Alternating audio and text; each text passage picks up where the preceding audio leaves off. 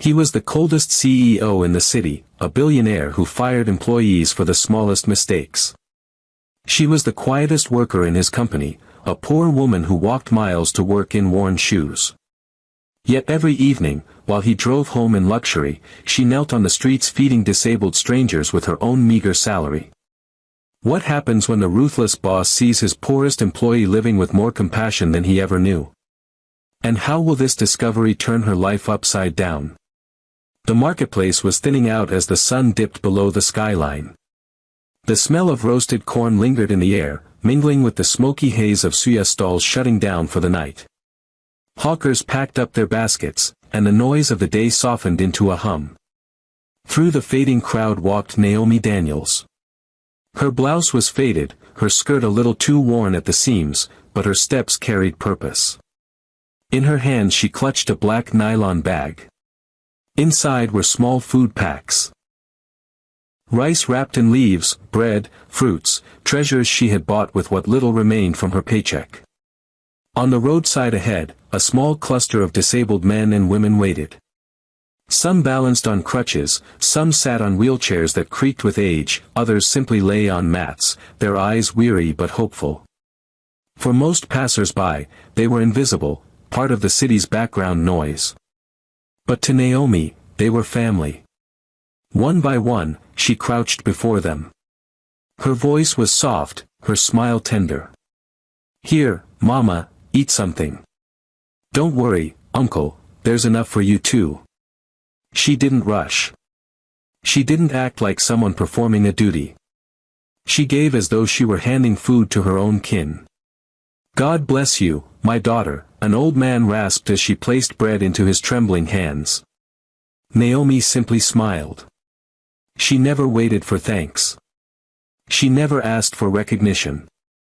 To her, this was life's simplest truth: if she had enough to share, she must. But tonight, unlike every other night, she was being watched. At the other side of the road, a black SUV crawled through the traffic. Inside, Alexander Harrington, CEO of Harrington Group, leaned back in his leather seat, tired from a long day of negotiations. His tie hung loose, his eyes heavy. He glanced out of the tinted window absent-mindedly, then froze. There, in the glow of a dim streetlight, was a woman in a red shirt and black skirt. Her hands moved with deliberate care as she handed out food packs to beggars on the ground. He squinted. Recognition hit him like a jolt. Naomi Daniels. One of his own employees.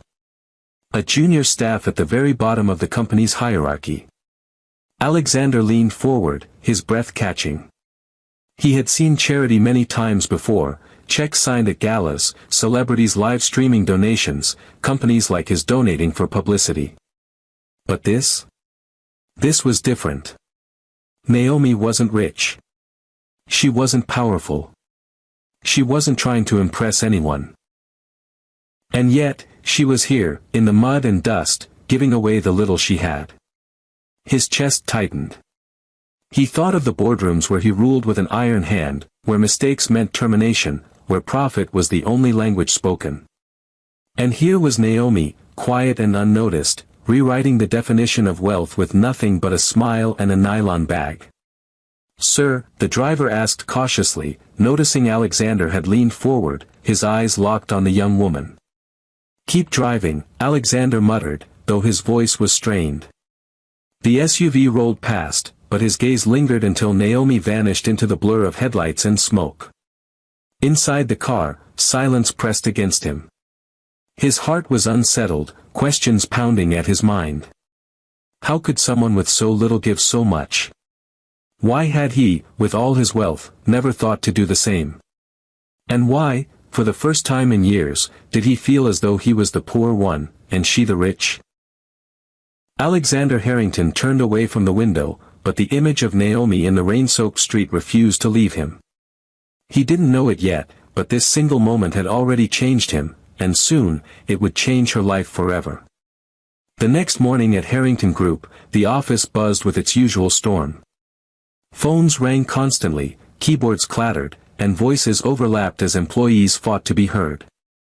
In the middle of it all sat Naomi Daniels, quiet, focused, almost invisible.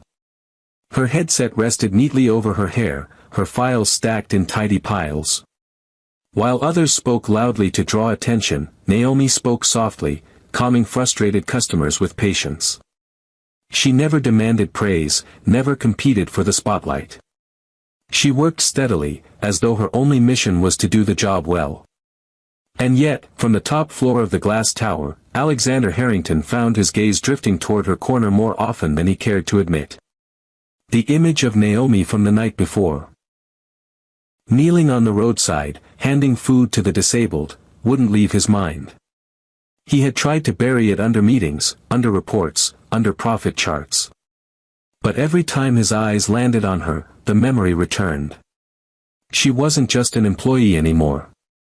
She was a puzzle he couldn't ignore. Whispers started in the office. "Have you noticed the boss keeps looking at Naomi?" one colleague murmured.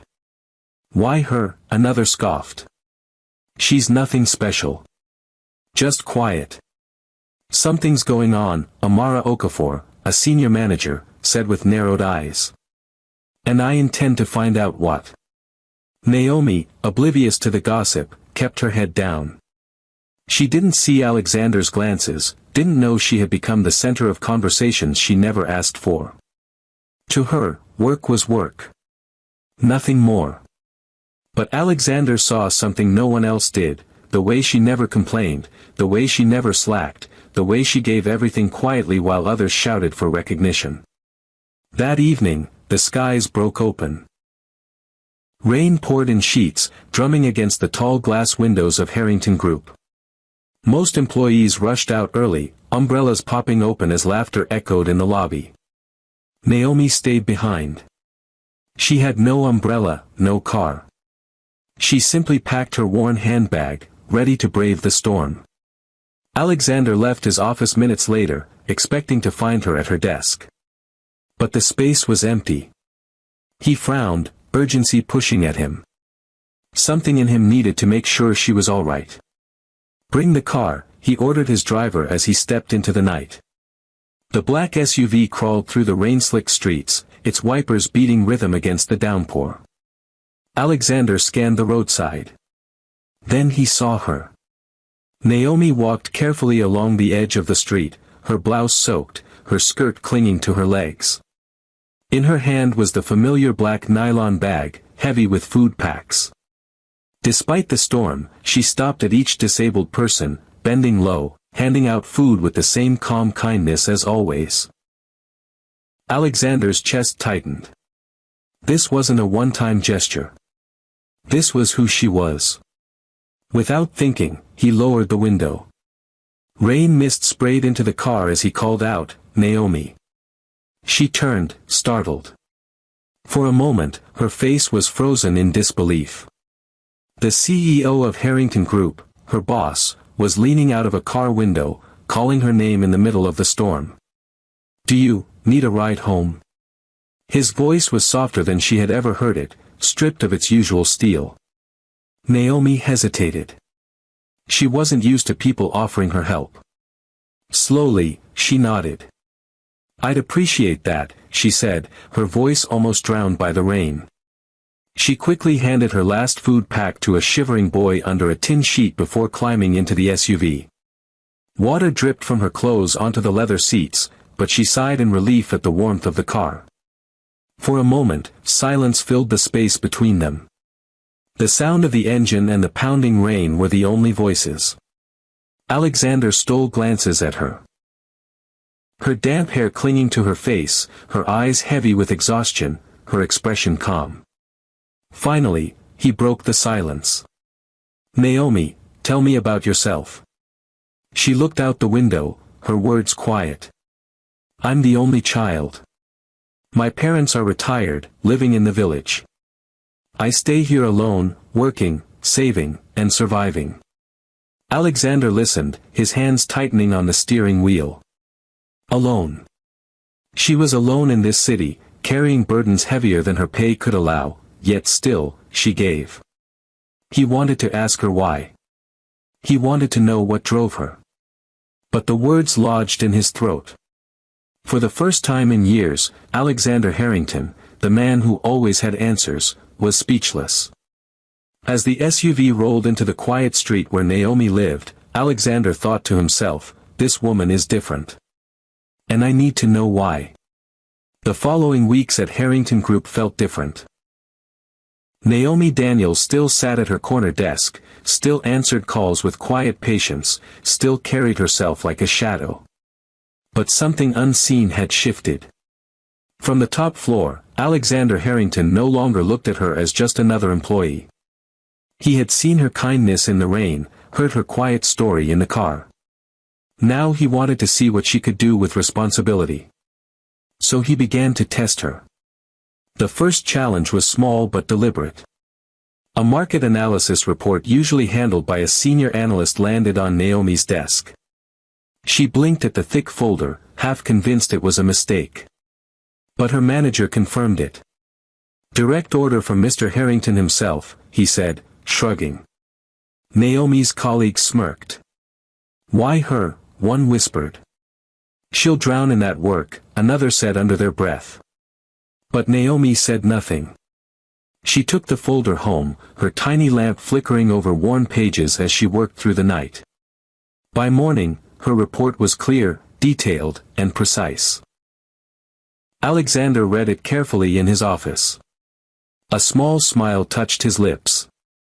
She had passed the first test. The second challenge was harder. Budget restructuring for the entire department, work that made seasoned executives sweat. Naomi sat alone at her desk, charts and numbers spread out before her like a battlefield. Her colleagues whispered louder now. She's the teacher's pet, Amara Okafor muttered, her eyes cold. She's not qualified for this. But Naomi pressed on. She skipped lunch, stayed late, and carried stacks of papers home every night. She was tired, her eyes heavy, but she refused to fail. Every figure balanced. Every projection aligned. By the deadline, her plan was not only correct but innovative. Again, Alexander studied her work and leaned back in his chair. She's stronger than even she realizes, he thought. Finally came the ultimate test. Alexander summoned her to his office. The walls of glass glimmered with the city skyline, but Naomi's eyes were on him, her heart pounding. Naomi, he said firmly, you've done well. Now I want you to prepare a presentation for the board. You'll present your analysis on the proposed budget cuts next week. Naomi froze. The board, she stammered. Yes, Alexander replied without hesitation. You've proven you can do the work. Now prove you can lead it. I trust you. Her stomach nodded. The boardroom was no place for junior staff. It was a world of sharp minds and sharper tongues, a place where even executives stumbled. But Alexander's gaze was unwavering, and somehow that steadied her. The day of the presentation arrived. The boardroom stretched wide and intimidating, its polished table lined with men and women who had built empires. Naomi stood at the head, her notes trembling in her hands. She began softly. Good morning. My name is Naomi Daniels, and I'll be walking you through the analysis of the proposed cuts. A murmur rippled through the room.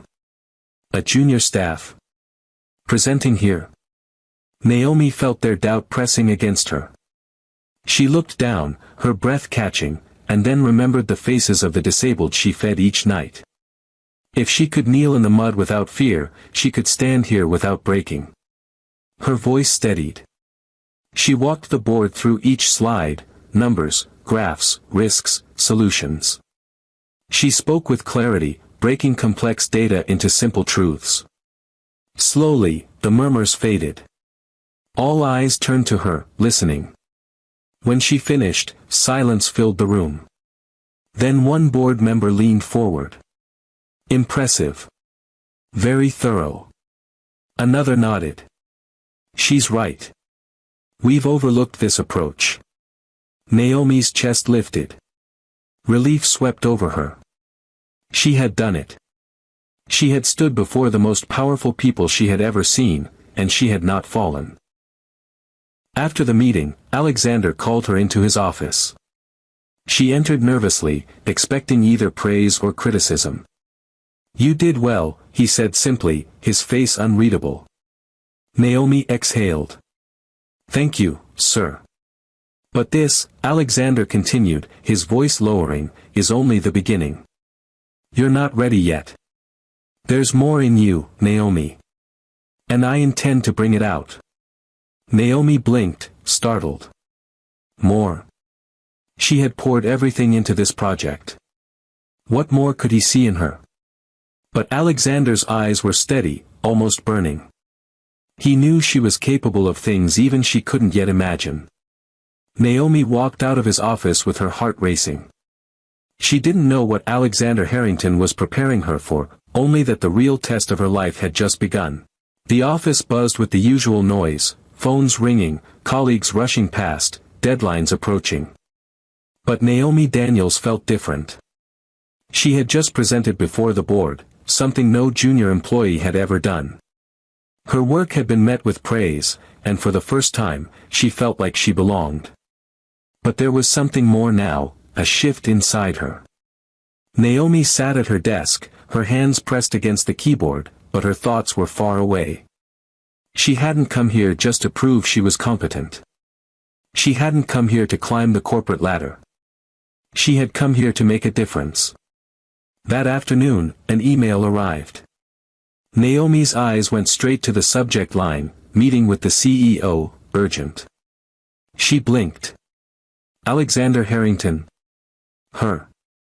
She had no idea what it was about, but the very fact that he had asked to meet with her made her pulse quicken. The meeting was scheduled for 3:00 p.m., and Naomi sat in the plush chair of Alexander's office, her hands folded tightly in her lap. The room was sleek, modern, an exact reflection of the man who owned it.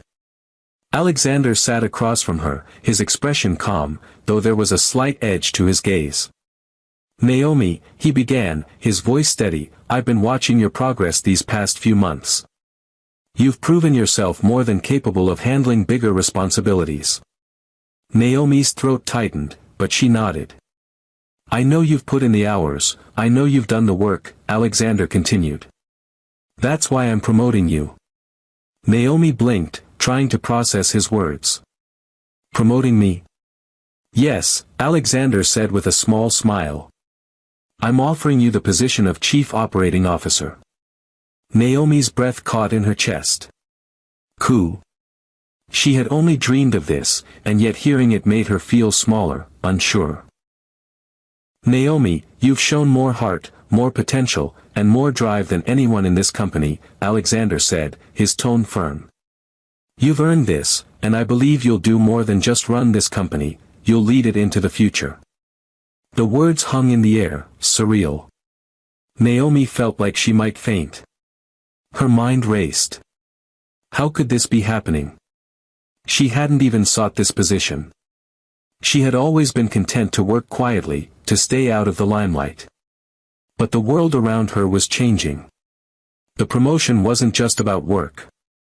It was about power, the power to change things, the power to make a real difference. I don't know what to say," Naomi whispered, overwhelmed. "You don't have to say anything now," Alexander said, his tone softening. "Just know that this is your opportunity, Naomi. You've already proven what you can do. Now, it's time for you to step up and show us all what you're capable of." Naomi sat there, stunned, her mind swimming with thoughts of the disabled people she had quietly helped for years, the little center she had built with barely enough resources. Now, it seemed like the world was demanding more from her. Was she ready? That evening, after the announcement was made, Naomi stepped out into the pouring rain. The night felt heavier than usual, the weight of her promotion pressing down on her shoulders. As she walked home, the rain soaked through her clothes, but her thoughts were far away from the cold. Her phone buzzed with a message from Alexander. "Meet me tomorrow. We'll discuss your vision for the company. I'm excited to see what you'll bring to the table." She sighed, her heart racing. This was no longer just about office reports and spreadsheets.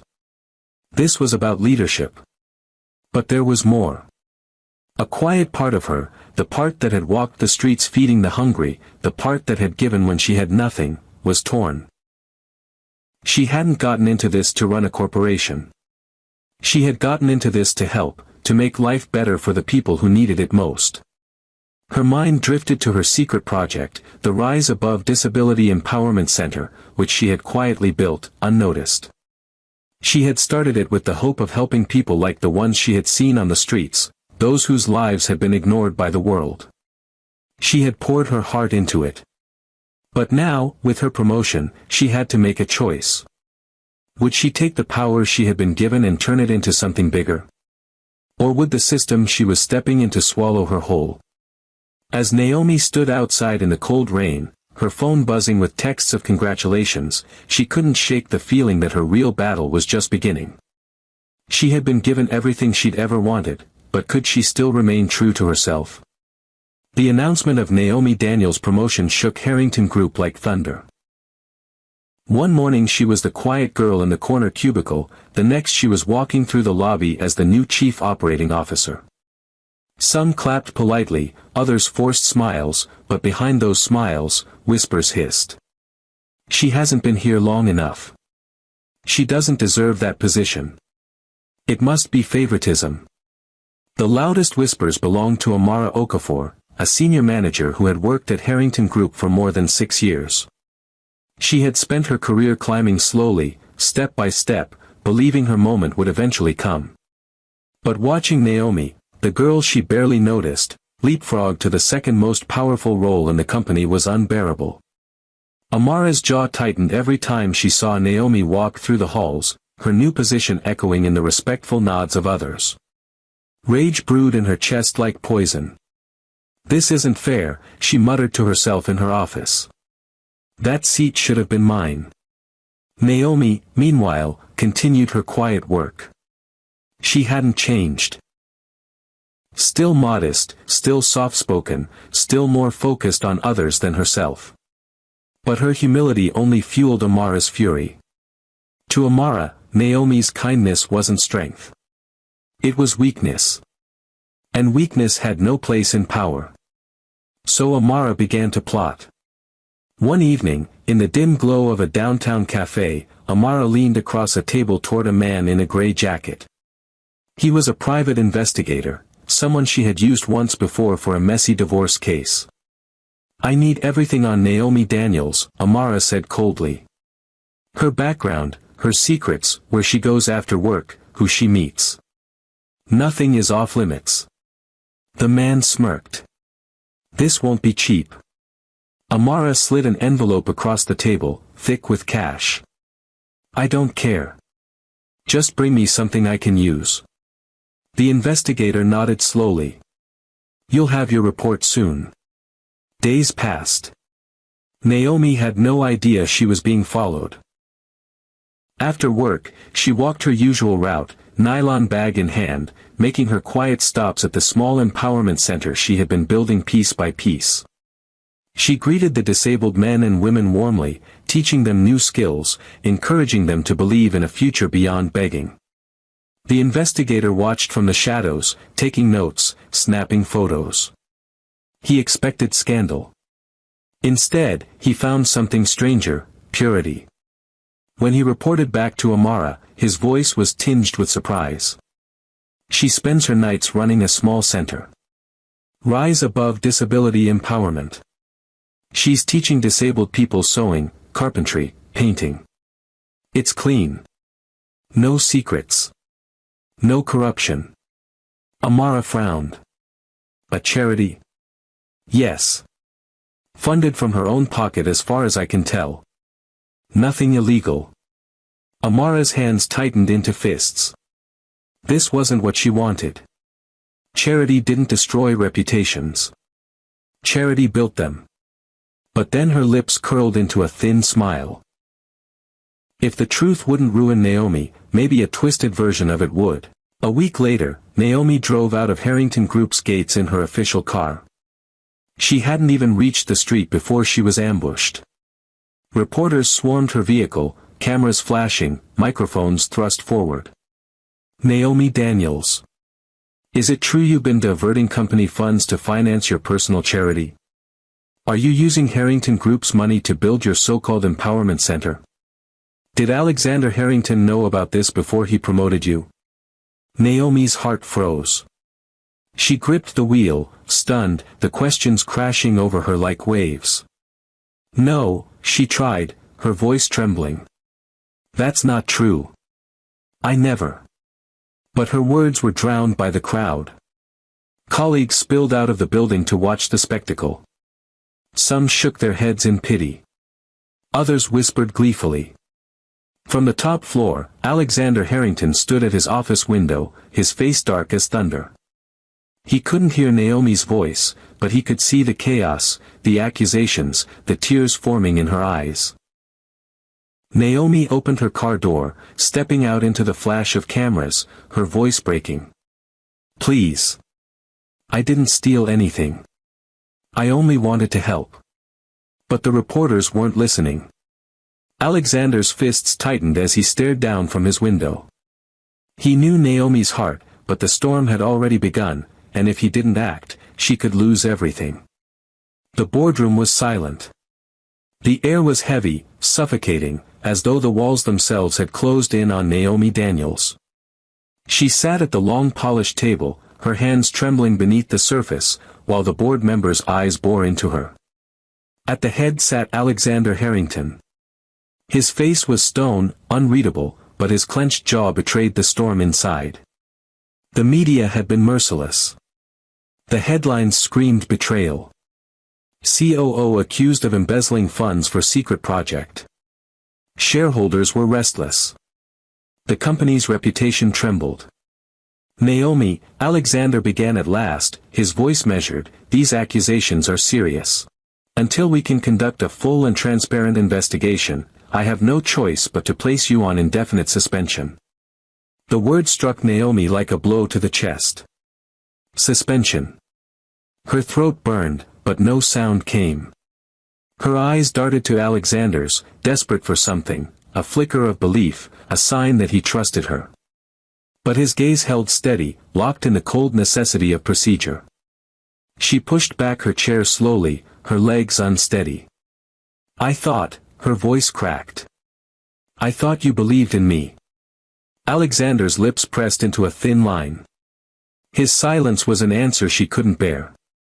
With tears welling in her eyes, Naomi left the boardroom. Each step echoed like a hammer on stone, a reminder that her entire world was collapsing. At home, her small room felt smaller than ever. She curled up by the window, staring out at the city lights, her heart breaking.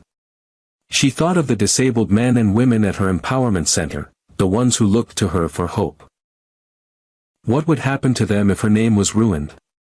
Would the little she had built fall apart too? She buried her face in her hands. For years she had given everything she had, her salary, her time, her strength.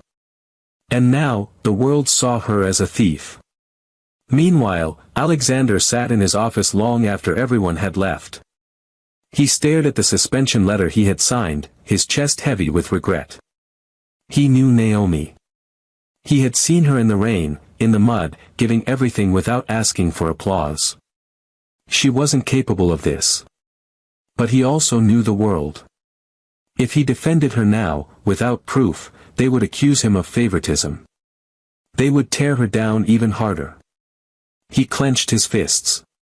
He couldn't let that happen. Yet his heart whispered, you were supposed to protect her. The next evening, unable to resist any longer, Alexander ordered his driver to take him to the address the investigator had mentioned, Naomi's secret project. The SUV rolled to a stop outside a rundown building. Alexander stepped out, the night air cool against his skin. From inside came faint sounds, laughter, voices, the hum of life. He moved closer, peering through the open doorway. And what he saw stopped him in his tracks. Naomi was there, surrounded by disabled men and women. She knelt beside a boy in a wheelchair, guiding his hands as he learned to sew a straight line of stitches. Across the room, a group of women practiced weaving baskets. A man hammered nails into wood, his face glowing with pride. Naomi's voice carried through the room, calm but strong. Don't give up. Every skill you learn here is your future. You are more than what people see on the streets. Alexander's throat tightened. This wasn't theft. This wasn't corruption. This was sacrifice. She had poured herself into this place, given everything she had for people the world ignored. His eyes stung with tears he hadn't felt in years. All his wealth, his power, his influence. None of it compared to what Naomi was doing in this tiny room. She had been accused of stealing, but what she was really guilty of was giving too much. Alexander stepped back into the shadows, his chest heaving. He had made a mistake. A terrible mistake. He whispered to himself, his voice breaking, I've been blind. She doesn't deserve this. I won't let them destroy her. For the first time in years, the ruthless billionaire felt something he didn't understand, fear. Fear of losing the one person who had shown him what true wealth looked like. Alexander clenched his fists under the dark night sky. Tomorrow, he would fight. He didn't know how, but he would clear Naomi's name, even if it cost him everything. 3 long weeks dragged by. Naomi Daniels remained suspended, her life shrinking into silence. Her curtains stayed drawn, her phone left unanswered. Every time she looked at the empowerment center she had built, her chest tightened. Would it survive the rumors? Would the people depending on her be abandoned because of lies? But while Naomi suffered in isolation, Alexander Harrington was moving like a storm behind closed doors. He pressed the investigators harder, demanded transparency, and combed through every report himself. He had seen the truth with his own eyes at her center. Now he needed the world to see it too. And finally, the truth surfaced. Every account was examined. Not a single coin from Harrington Group had been misused. Naomi's center had been funded entirely from her own salary and small donations. She had built everything through sacrifice, not theft. And the real culprit emerged, Amara Okafor. The investigators found doctored documents and leaked false stories to the press, all traced back to her. Fueled by jealousy, Amara had tried to bury Naomi in scandal. The board was furious. Amara denied, begged, even wept, but the evidence was undeniable. She was dismissed immediately, escorted out of the building with whispers of shame chasing her down the hall. That evening, Alexander arranged a private dinner for Naomi. She arrived hesitantly, her heart still bruised from the past weeks. She hadn't seen him since the suspension. Part of her felt betrayed, still haunted by the silence in his eyes that day. But when she stepped inside the quiet restaurant, she froze. Alexander was already on his feet, waiting for her. Not as her boss, but as a man. He pulled out her chair gently. Naomi, he began, his voice low, please sit. She did, her hands tight in her lap, unsure of what to expect. The candlelight flickered between them as Alexander leaned forward, his tone stripped of formality. I know the past weeks have been hell for you, he said. I know you thought I doubted you. But listen to me, I never believed the lies. Not once. Naomi's eyes filled with tears. Then why, she whispered. Why didn't you stop it? Why did you let them suspend me? Alexander's face tightened.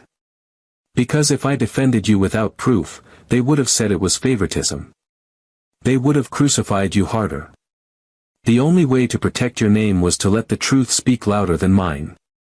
And now it has. He slid an envelope across the table.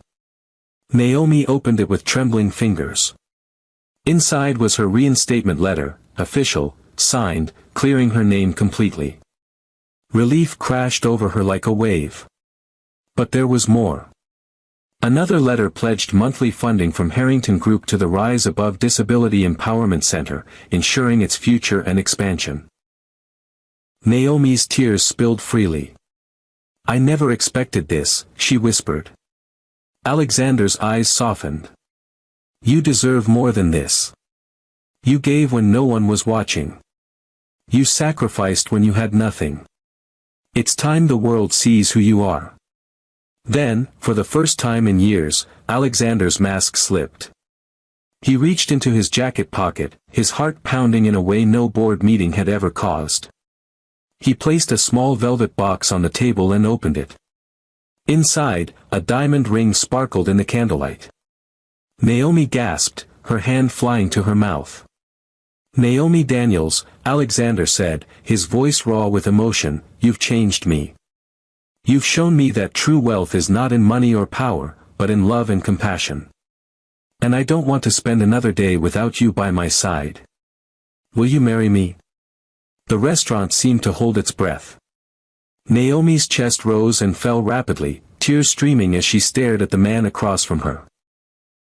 The man who had once been unreachable, untouchable, but now sat vulnerable before her. Her lips parted, her voice trembling. "Alexander, I." Her answer hung in the air, unsaid, as Naomi's phone buzzed loudly on the table. She picked it up with shaking hands. A calm voice on the other end said, "Ms. Daniels, this is the publicity secretary for the National Commission for Persons with Disabilities. The president has seen your story, and he wants to meet you." The morning after the dinner, Naomi Daniels woke to the sound of her phone vibrating non-stop. At first, she thought it was more reporters, more noise.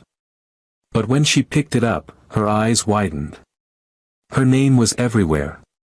Suspended COO vindicated. Naomi Daniels, the woman who chose kindness over wealth. From junior staff to symbol of hope. The same media that had once branded her a thief now hailed her as a heroine. Her story was being shared across the country, a woman who had given from her small salary to feed and empower the disabled. But what shook her most was the call from the night before. The president himself wanted to see her. By noon, a black SUV with tinted windows arrived at Naomi's modest street. Two men in sharp black suits stepped out, scanning the area with practiced eyes. Neighbors peeked from their windows, whispering as they watched. "Ms. Daniels," one of the men said respectfully, "the president is expecting you." Naomi's breath caught. She glanced once at her empowerment center across the road, her true home, her heart, before stepping into the vehicle. Trailing behind in his own car was Alexander Harrington, his gaze fixed on her as if to reassure her silently, "You're not alone." The convoy cut through Abuja, passing crowded markets and bustling intersections until it reached the sprawling gates of the presidential villa. Guards saluted as the cars rolled through. Naomi stared out the window, hardly believing she was here. Inside, the atmosphere was electric. Cameramen lined the hallways, journalists whispered eagerly, and aides moved briskly with papers in hand. Naomi felt her knees weaken, but she lifted her chin. She had faced boardrooms and survived storms of lies. She would not falter now. The great doors opened, and there he was. The President of the Federal Republic stood tall at the center of the hall, dignified and calm. His presence carried authority, but his smile was warm, almost fatherly. "Naomi Daniels," he said, stepping forward. His voice carried across the room, resonant and steady. "Welcome. I have followed your story with great interest." Naomi bowed her head slightly, overwhelmed. "Thank you, sir." The president gestured toward her as cameras flashed. "This nation has seen many rise to power, but few rise through sacrifice. What you have done, feeding the disabled from your own salary, empowering those society has forgotten, is what true leadership looks like." An aide stepped forward with a velvet cushion. On it lay a medal, gleaming beneath the lights. The president lifted it and draped it around Naomi's neck. "On behalf of this nation," he declared, "I present you with the National Humanitarian Service Medal." Applause thundered through the hall. The journalists clapped, the aides clapped, Alexander clapped from the crowd, his eyes never leaving Naomi. Naomi's hands trembled as she touched the medal. Tears filled her eyes. She had never sought recognition, never wanted applause. But here she was, honored before the entire country. The president wasn't finished. He studied her carefully, his expression grave. This country does not only need policies. It needs compassion. Leaders who understand the pain of the people. Naomi Daniels, I believe you are one of those leaders. That is why today, I am officially nominating you to serve as the Minister of Humanitarian Affairs and Poverty Alleviation. Gasps erupted across the hall. Reporters scrambled, flashes from cameras blinding. Naomi froze, her heart slamming against her chest. A minister? She looked at Alexander in the crowd, wide-eyed. His face mirrored her shock, but behind it was pride. Naomi's legs nearly gave way. She had once walked the streets feeding strangers from a nylon bag. And now, she was being asked to feed a nation. The president leaned closer, lowering his voice so only she could hear. This is not about power, Naomi. It's about people. That night, Naomi Daniels sat by her window, the city light stretching endlessly before her. The medal the president had placed around her neck rested on her desk, its gold glimmer a reminder of how far she had come. She ran her fingers over it, still half afraid she might wake up and find it all gone, the vindication, the honor, the nomination. Her phone buzzed. She smiled softly as she answered. Naomi, is it true? Her mother's voice trembled with excitement.